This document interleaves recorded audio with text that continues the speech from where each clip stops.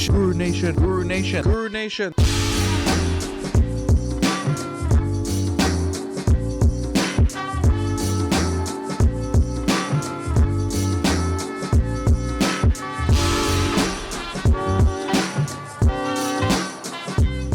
Guru Nation, thank you so much for watching. Make sure you like, subscribe, comment, share. I'm also on Instagram Live. I released, we're still fresh off the SOS High, Save Our Sites conference. It was amazing. We had Daniel actually fast turnaround. He gave me like 6 podcasts a day. I didn't even look at them, but the one I uploaded was Brad Hightower, and that one ranked 1 of 10. You know that? 1 of 10. Phlebotomist turned multi-million clinical research company. Like he's in the multi-millions with his company. Not bad for a phlebotomist. Like, this shows you what's possible. And this video is about finding your passion, because a lot of people just go through the motions, and I understand, like, when you're looking for a job, it doesn't matter, like, especially if you're just looking to get in the industry and you need income. But that Maslow's, like, hierarchy of needs, it really starts to affect you after a while. Like, once you've got enough of a salary, you start looking for things that are a little more abstract but higher level, like job satisfaction, personal satisfaction with what you're doing. This is why if you work for a company that's shady, that's a negative effect on your health, your mental health, your personal sense of fulfillment. It's also why when you work for a company that you don't feel appreciated for, like, you turn it into like just a paycheck. So if you're a career seeker or a career professional in this space, like, burnout is a huge topic. Job satisfaction is a huge topic. Personal development, personal fulfillment, huge topics.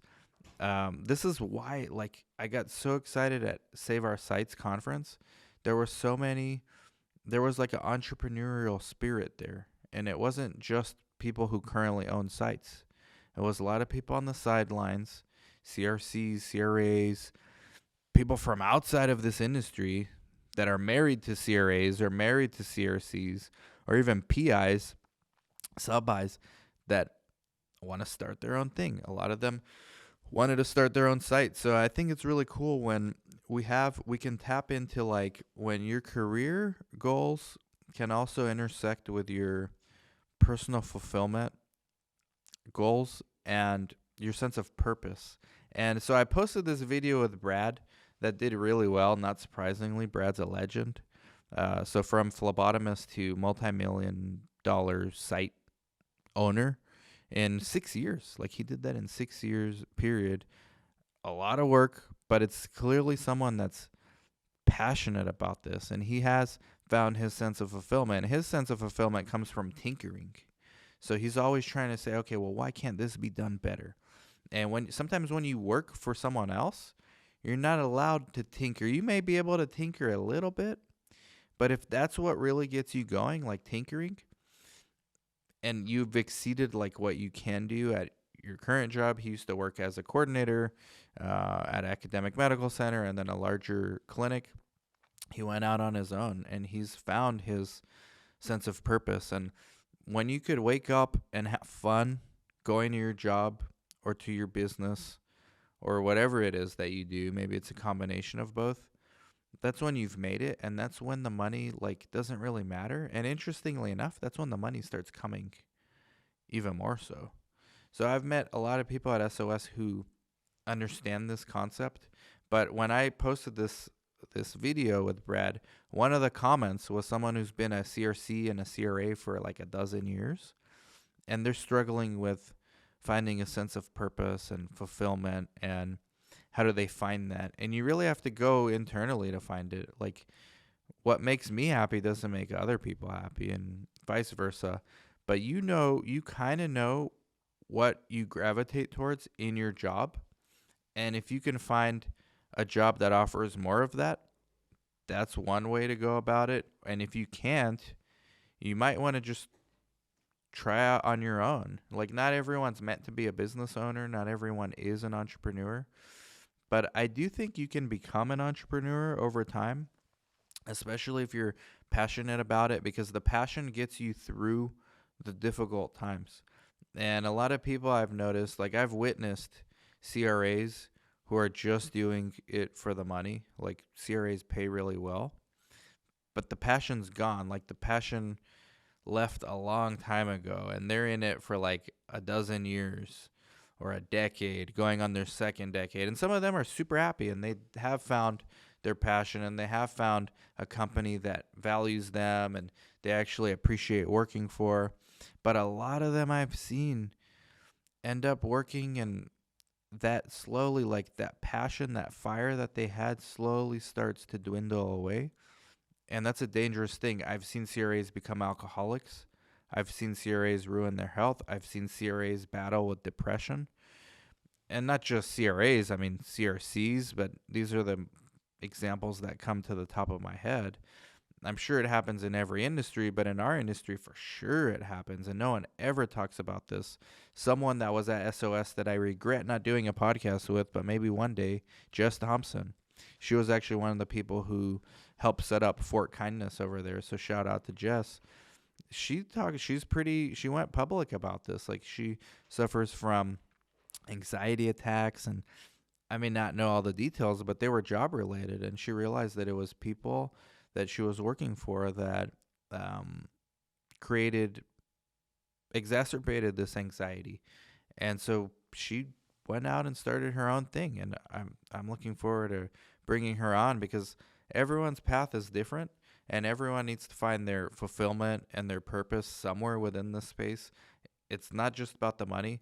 Once you've established like what your living expenses are and you get that, then you start looking beyond that. And I do like I'm very biased and partial to entrepreneurship because that's where I think you have the most control. But that is also in the beginning the most stressful.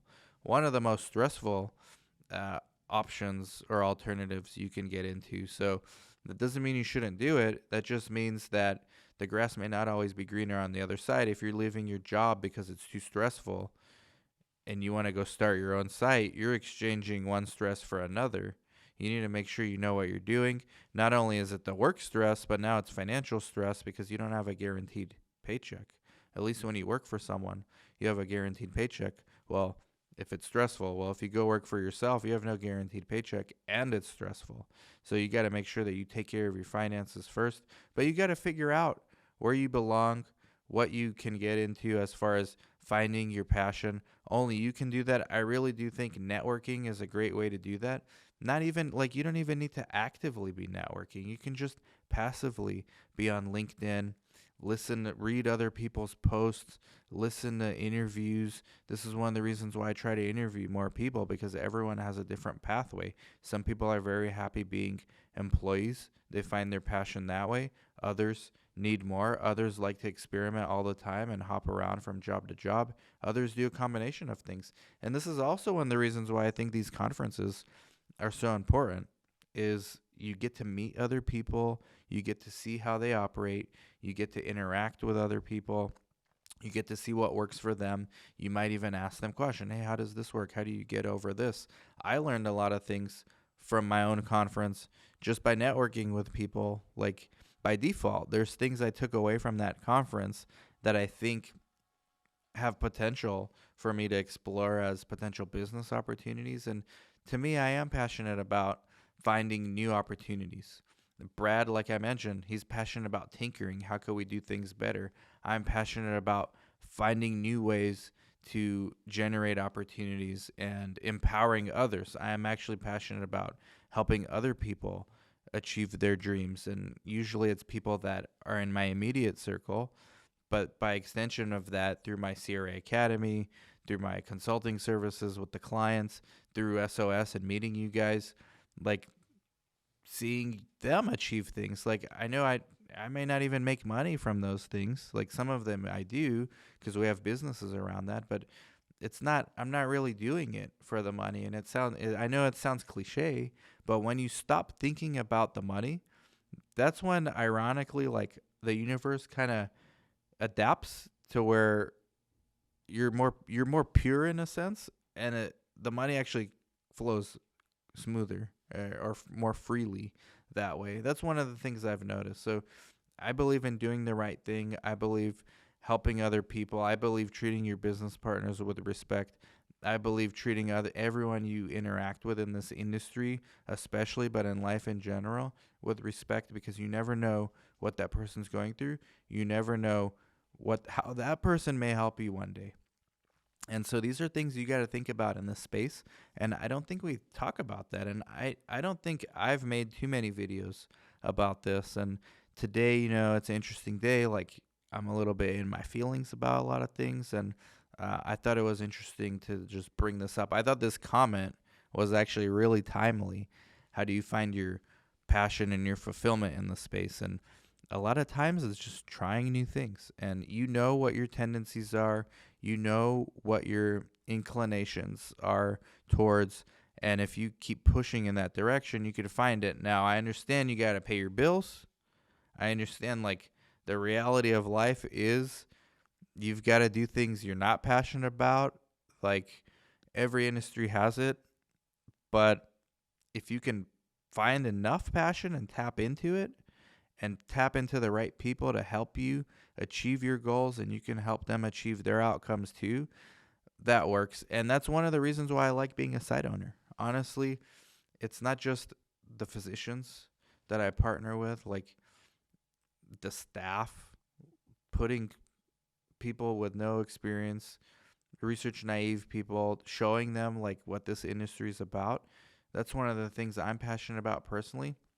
I love doing it virtually, like through social media, but it takes another level of meaning when you do it day in and day out with people like the coordinators that work for you.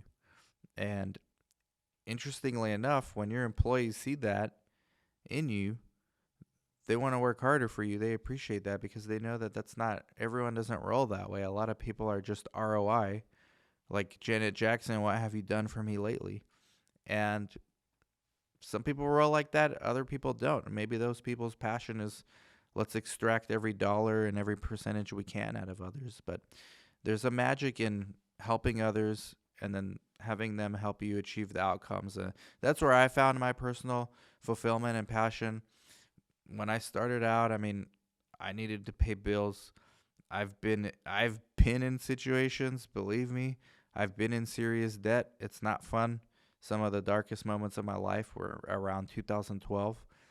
And if somebody would have told me this back then, I would have flipped them off and said, you know what, that's nice for you. But right now I'm struggling. And if you're in that place, just know it gets better. You just got to fight through it and you will get out of it. And you just got to keep fighting. And then once you get out of it, don't just sit there and say, okay, thank God it's over. Start looking for these kind of things that get your attention, get your move your spirit in a way. And for me, it's been helping others and working with others. I really enjoy that aspect. But for others like Brad, not to say he doesn't like helping other people, because he does, but it's tinkering with things. How do we make this better? How do we make the industry better? How do we make this process more efficient? So there's a lot you can do within this space. That's why I love it. There's sponsors, there's CROs, there's sites, there's tech vendors, there's consultants. Somebody that I know fairly well from SOS no longer works at a large company. They reached out to me and said, hey, you know what? I'm a hustler now, aka a consultant. And I told them, hey, there's no shame in that. You might find something there that more fulfillment from that than working for someone else. It's not all bad. I've been doing that my whole life. And we'll see what happens with them. But this is what you got to do. And this is someone, by the way, 2 decades plus, has had almost every position imaginable in the industry. So I just want to bring more of these kind of interviews to you guys, and wanted to make a little bit of a different video today. But I know that this is an important topic that needs to be discussed more. And I actually want to know in the comments from you guys what you think about this. And we need to have more conversations around this. Like, subscribe, comment, share. Thank you very much, Guru Nation. Bye-bye. hey, if you guys like that kind of content, make sure you like, subscribe, comment, share. Stay tuned for more videos.